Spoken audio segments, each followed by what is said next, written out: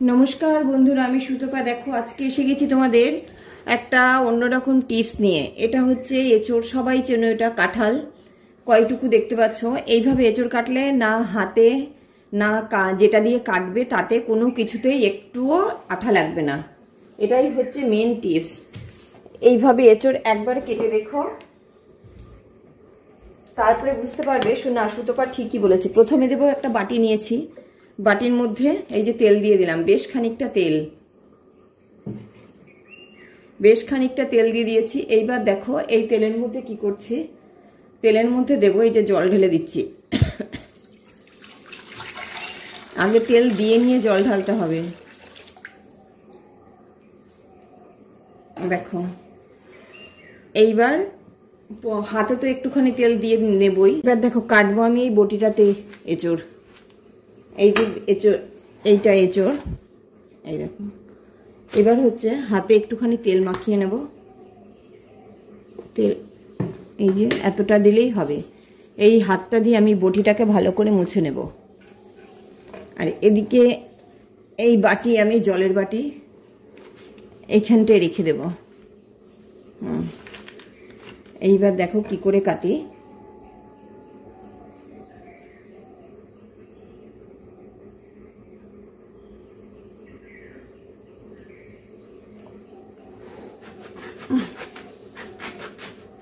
এইভাবে এঁচোড় কাটলে না বটিতে জড়াবে না হাতে জড়াবে, কিছুতেই জড়াবে না। কাটবো আর এরকম করে দিয়ে দেবো। এটা এঁচোড় কাটার একটা বড় টিপস, কারণ এঁচোড় অনেকেই কাটতে চায় না, হাতে আঠা জড়িয়ে যায় বলে। এই যে দেখো, এবার প্রথম দিকে যেগুলো দিয়েছি সেগুলো তুলে তুলে সাইডে রেখে দেবো। এই যে দেখো,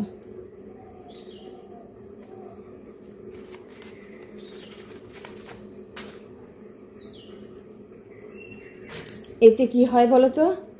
এতে হচ্ছে এই যে জলের মধ্যে যে তেলটা আছে, সেই তেলটা পুরো এঁচোড়টার গায়ে লেগে যায় আর আঠাটা ধুয়ে যায় জলে। এই দেখো, অনেকে এঁচোড় কাটায় খুব ভয় পায়, কিন্তু এইভাবে একবার করে নিলে, এটা মিনিট 10 বাদে, যদি যারা ভয় পায় তারা 10 মিনিট বাদে কাটলেও তাহলে এঁচোড়গুলোও শুকিয়ে যায়, গায়ে লাগে না। এই দেখো, পুরো এঁচোড়গুলো আমি এরকম সাইড করে করে রেখে নিলাম।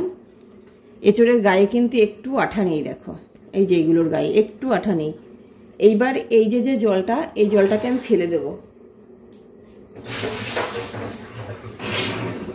ফেলে দিয়ে এর মধ্যে আবার একটু তেল দেবো, একটু তেল খরচা বেশি হয়ে যায়। ব্যাস, এর মধ্যে আবার জল দেব। জলটা নিয়ে আসি একটু।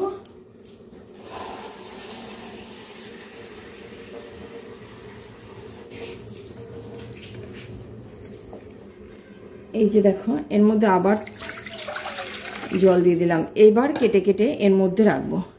এই যে এঁচোড়গুলো এইবার কাটবো। এবার নর্মাল করেই কাটবো, এবার আর কাটার কোনো ঝামেলাই নেই। আমি এইগুলো তো ফেলে দেবো, তবে আগে ছুলে নিই এঁচোড়টাকে।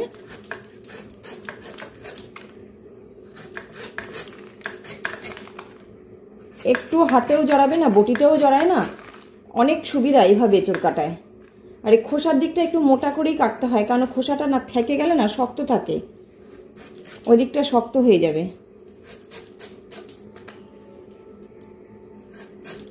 এই যে এগুলো তো ফেলে দেবো, এগুলো সব ফেলে দেবো। এই যে হয়ে গেছে দেখো। এবার এগুলোকে যে যেমন সাইজ করে পছন্দ করবে। এটা যেহেতু ছোট এঁচোড়, আমি একটু ছোট করেই কাটবো। একটু বড় যেগুলো হয় সেগুলো একটু বড় বড় কাটলে হয়, কারণ সেগুলো সিদ্ধ তাড়াতাড়ি হয়ে যায়।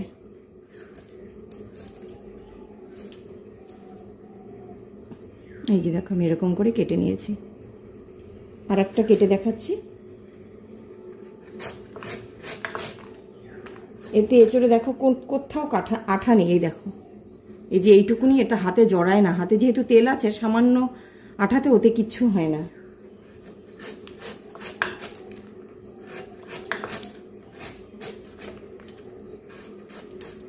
দেখো কত খুব সহজে এঁচোড় কাটা হয়ে যায় কিন্তু এতে।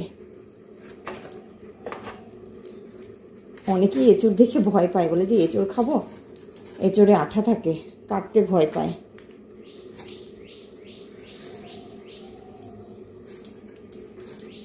এই যে দেখো,